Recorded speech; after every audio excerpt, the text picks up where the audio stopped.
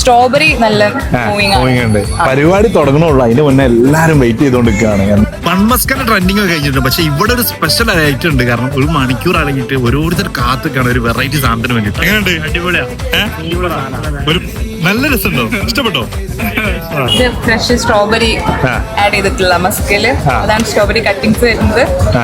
പിന്നെ ന്യൂട്ടെല്ല വരുന്നുണ്ട്. Normal Musk ഉണ്ടെങ്കിൽ നോർമൽ മസ്കാണ് ന്യൂട്ടെല്ല ആഡ് ചെയ്യും. ന്യൂട്ടെല്ല ആഡ് ചെയ്യും. പിന്നെ നോർമൽ മസ്കിന്റെ കൂടെ മാംഗോന്റെ പീനട്ട് ബട്ടർ ആഡ് ചെയ്യുന്നു.